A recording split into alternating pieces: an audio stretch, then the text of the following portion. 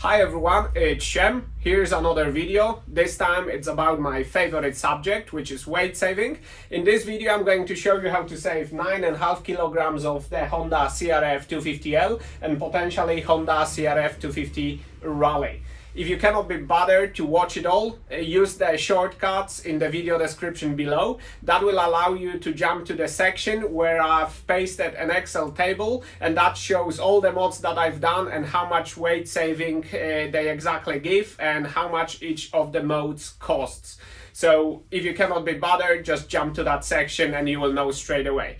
However, if you stay with me for a little longer, I'm gonna talk you through each of the mods that I've done, and I'm gonna give you my opinion whether I think it's worth doing or not and the reasons why. So enjoy!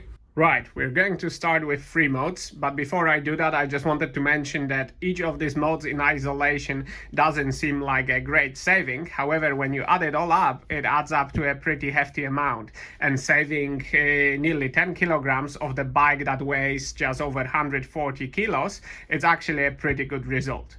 So the first mod that I'm going to talk to you is the removal of the storage box here, and that saves 381 grams. I've decided to do it because I've never used the storage box. It wasn't very waterproof and my toolkit wouldn't fit in it anyway, so it was pointless having it here, and I've not missed it since I've removed it. So I'm pretty happy with this mod, and if you are in a similar situation to me, I would definitely recommend doing it. Another free mod is removal of passenger footpegs. That will save you 224 grams.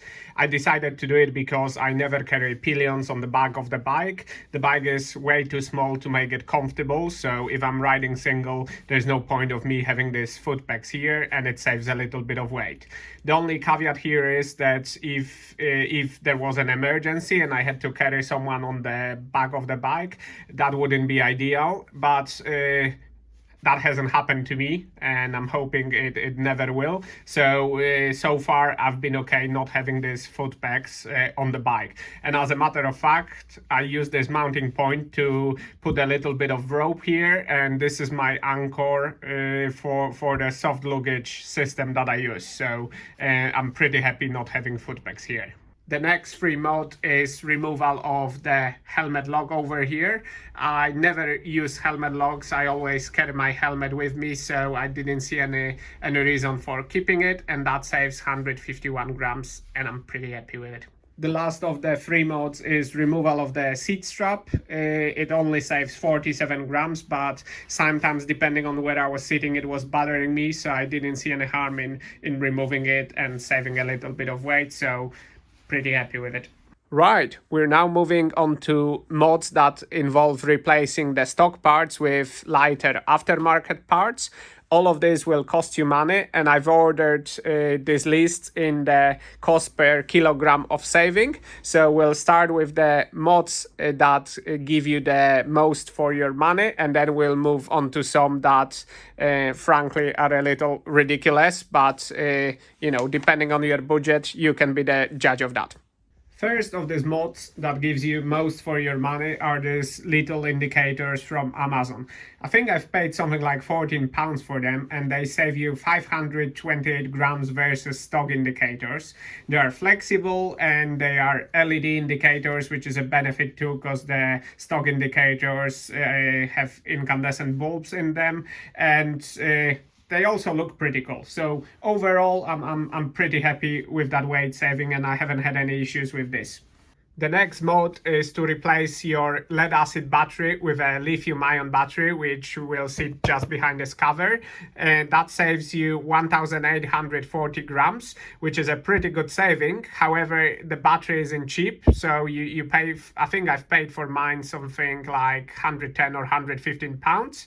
I cannot really comment whether I'm happy or not with this mod, because I've not used the bike since the replacement. However, from what I've heard from the friends that use Shido batteries, they were pretty happy with them and never had any issues. So based on that, I think I'll be okay. Next weight saving comes from this flexible registration plate. This might not be applicable depending on what region you live in. In the UK, it's mandatory to have registration plates of a certain size, and by replacing it with a same size but thinner and more flexible registration plate, you can save 120 grams.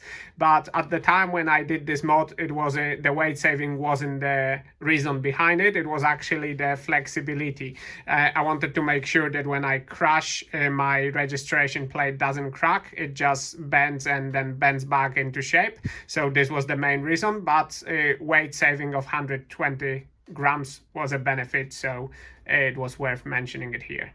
Next weight saving on the list is this tail tidy from DRC. It cost about £60 and it will save you 655 grams versus the stock tail assembly. It also comes with a LED light on the back, and overall I've been pretty happy with it. I had no issues with it whatsoever, so definitely a thumbs up from me. Another mod is to replace this metal sprocket with an aluminum sprocket.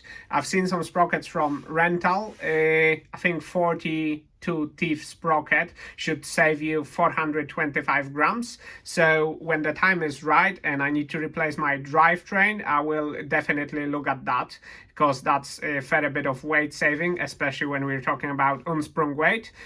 On the other hand, it's quite low down, so in terms of the feeling on the bike, that probably won't give you that much difference. The next significant weight saving on my list is this FMF Q4 muffler. That saves you 2,673 grams versus the stock muffler, and that saving already includes the heat shield that comes with it. So it's a pretty big saving, but the muffler isn't cheap at all. We're talking about £370 RRP. So if money is no object, then it's a great weight saving.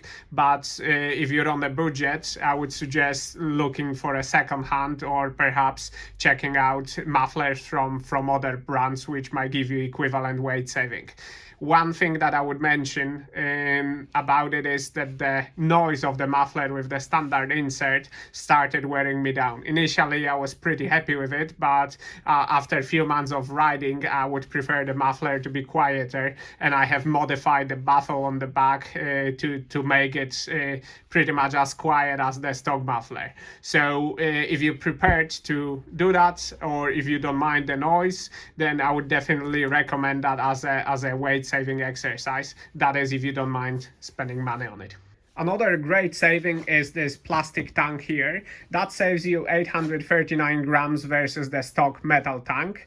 Just bear in mind that this plastic tank has a bigger capacity, so if you fill it up to the brim, it will obviously be heavier than the stock tank with the maximum amount of fuel. But if you were to fill both with the same amount of fuel, that's where the 839 grams saving comes from. It's quite pricey depending on the brand that you purchase, whether it's the US made IMS or whether it's a Chinese copy of it, which I think I have here, or whether it's Acrebis, if I'm pronouncing it correctly. We're talking about the cost of between 160 to even 400 or 500 pounds if you live in the country where you have to pay import duties, VAT, and this type of stuff. So I think I've paid for mine around 200 pounds. And so far I've been pretty happy with it. The only negative thing about it was that the installation process was quite tedious. There were quite a lot of things that I wanted to check to make sure that the plastic parts aren't rubbing against the metal parts and so on. But once you nail it, you don't have to do anything else with it. So overall, I'm pretty happy with it. But the main reason for me purchasing this tank wasn't really weight saving. It was more to avoid fuel anxiety on longer trips. But so far, it's been great. Next on the list are these rental aluminum handlebars. This will save you 235 grams versus stock handlebars. However, the weight saving wasn't really the reason why I purchased this. It was the strength. The stock handlebars are quite soft, so when I dropped the bike, they got bent very easily, and then I had to faff about with trying to straighten them. Whereas after purchasing these rigid aluminum handlebars, I've never had any issues with handlebar alignment. I've dropped the bike on numerous occasions, and nothing ever gone wrong with the handlebars. So far, I'm really happy with them, and the weight saving is an additional benefit. This mod is not something that I've done, but I have definitely considered it, and it's a replacement of this steel stock footpegs with some aftermarket aluminum footpegs. The saving you can expect from that is about 95 grams. The reason why I haven't done it yet is because I was pretty happy with these footpegs. I've been on a number of rides when I've been out of the house for 10 to 14 hours, quite a lot of that standing up, and I've had no complaints about the comfort of these footpegs. It might well be that I've got a pretty rigid soles in my boots. However, I know some people complain about it, and the number one reason for people changing is so the aftermarket footpegs have a bigger area, so they are a bit more comfortable to stand on. And if you can do that, improve your comfort and then save a little bit of weight, 95 grams in this occasion, it's never a bad thing. For me, it wasn't a priority. I might do it at some point, but I'm in no rush to do it. Another item on my list is this stock steel gear shifter, and by replacing it with an aluminum one, you can save 71 grams. I wouldn't necessarily recommend for you doing it unless you're running your bike on the street and you're not planning to crash it. The reason is that aluminum is really difficult to straighten after it's been bent without cracking it. So as an example, we were on the trip in Wales. I've had a little crash. My aluminum gear shifter was bent 180 degrees. I've tried to straighten it and it cracked. It's fine if you're 5 minutes away from home, but if you're in the middle of nowhere and you don't have a gear shifter which you can work with, then that's far from ideal. And for this very reason, I'm prepared to put up with something that's slightly heavier but gives me more options in case of emergencies. So still I can straighten it a number of times after it's been bent and it's not gonna crack. And as you can see, this shifter has been straightened, or well, nearly straightened a couple of times without any issues. I have a spare one in the drawer in the garage, so I'll probably get it replaced at some point. But like I said, for safety, if you're on long adventure travels, I would definitely recommend sticking with the steel shifter. Next item on my list is this brake pedal, and the story here is very similar to the gear shifter previously discussed. You can replace it with an aluminum one, and that saves you 135 grams, but I wouldn't necessarily recommend you doing it.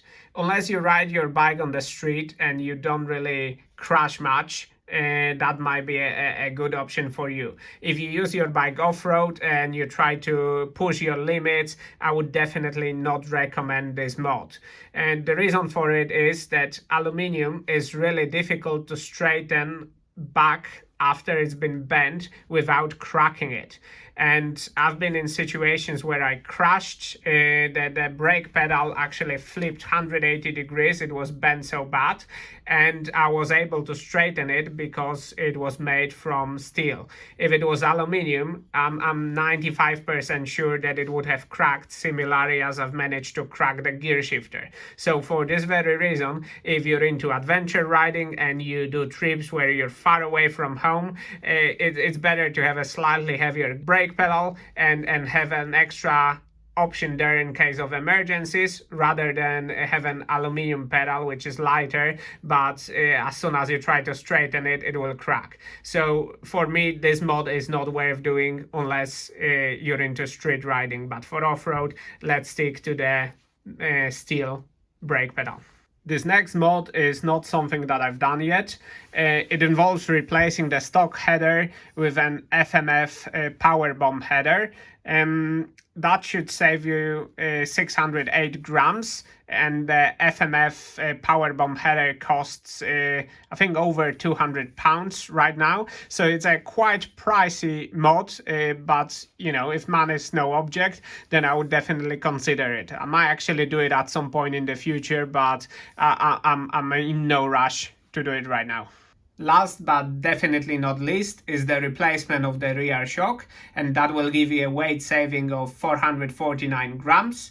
Obviously, when I was changing the shock, the weight saving wasn't my primary objective. It was to do with improving suspension performance of the bike. And from that point of view, I would say that replacing the rear shock as well as modifying the front suspension is the number one modification that I would recommend for this bike if you're considering serious off-roading.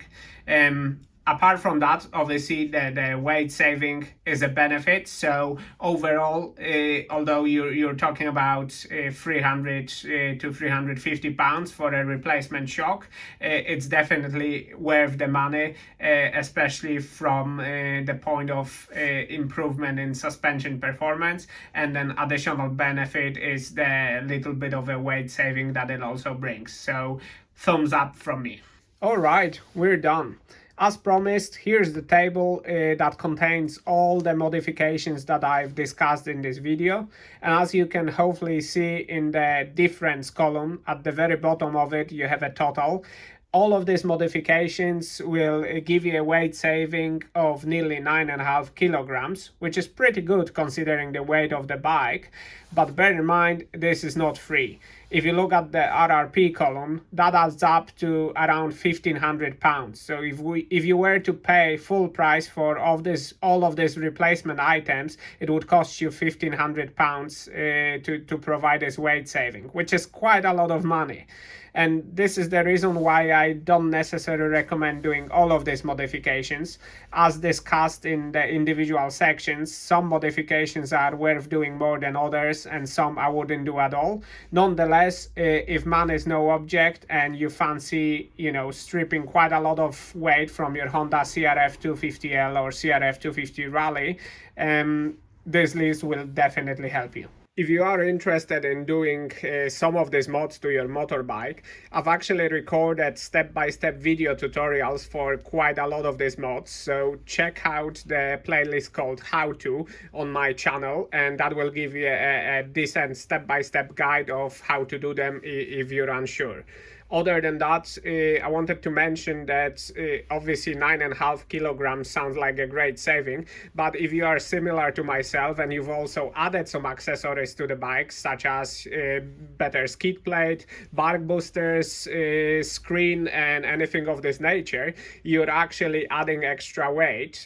So if you want to know the net result, you will have to take that into account. In my case, because I haven't done all of these mods, I've probably saved 8 kilograms in here, but I have also added about 5 kilograms in all the accessories that I bolted onto the bike. So the net weight saving here is 3 kilograms, which is still great, but bear in mind that if you're doing that, you might be in a similar situation. This is it. Thank you very much for watching. If you have any questions, comments, or perhaps ideas that I haven't covered in this video of how to shave even more weight of the Honda CRF250L or Rally, please write them down in the comment section below the video. I'm really curious about your opinion. Other than that, if you find this type of content useful, please consider subscribing. See you in the next video.